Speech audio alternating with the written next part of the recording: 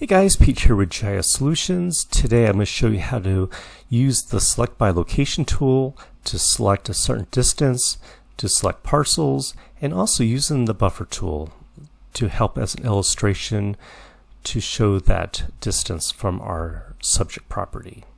Stay tuned. Okay guys, so let's get started. So as you can see, I have a parcel data set here. And this yellow one here is a subject property. So if I wanted to know which properties were, say, like 500 feet or 1,000 feet from the subject property, I could go about it two ways. One is to create a buffer, and that would just be an illustration without selecting the actual parcels. The other one is selecting by location. So we'll do both, and let's do the select by location first. So under the map tab, selection, we click this select by location, and we're going to do the input features is our whole entire parcel layer, the relationship, and there's quite a few different options here, but we're going to select within a distance of the selecting feature, which is our subject property.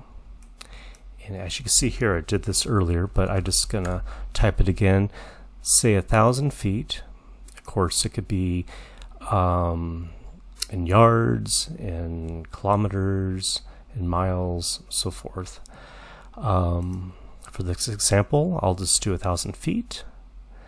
And the selection type, I just want to do a new selection. I click apply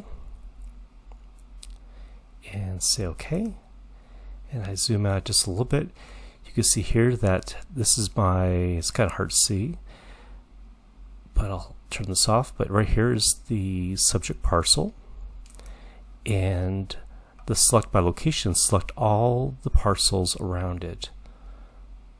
That's within 1,000 feet. So we'll keep this here. And just to show you the buffer, because we'll overlay that buffer on top, and it's just an illustration. So what we're going to do is go to the Analysis tab and click on Tools. If we go to Toolbox, it's going to be under Analysis Tools, Proximity, and then Buffer. So if we double click onto that, the input features is going to be the subject property. Now we can specify a particular output. I'm just doing this in my temp folder. And the distance, say 1,000 feet, is defaulted to unknown, but I'm going to say US survey feet. Now we could leave it defaulted to full, or we could exclude the input polygon. So what that means, it's just going to do the buffer and just not include the little subject parcel. But let's just do the full and leave the rest as a default. We click on Run, and here is the buffer. Now going back to all these selected parcels, you can see that this 1,000-foot buffer, even so, of course, these parcels are fully contained. These are partially contained, but still they're within that 1,000 foot. So that's why the select by location is actually a great way to select the parcels, whereas the buffer tool is a great illustration of that exact buffer distance from the subject parcel. And of course you could, well, we have the output feature class saved off, but if you need to save this off again, if you needed to, you could right click onto it, go to data, export features. These selected parcels I have in the background, let me turn this off. If I want to look at these, I could just go to, or excuse me, I could right click onto my parcels feature class here, go to attribute tables, and you can see I have 308 selected of this larger amount. If I click this button over here, I can show only the selected records.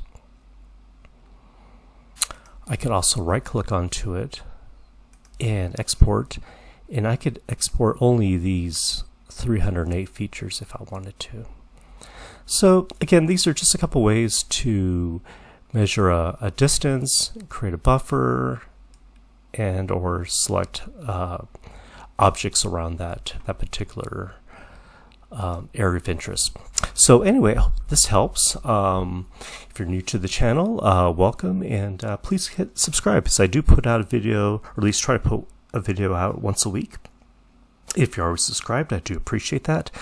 You can always like and comment. I do love reading your comments, and if you have any questions, please leave those down below. As always, thanks so much for watching, and we'll see you next time.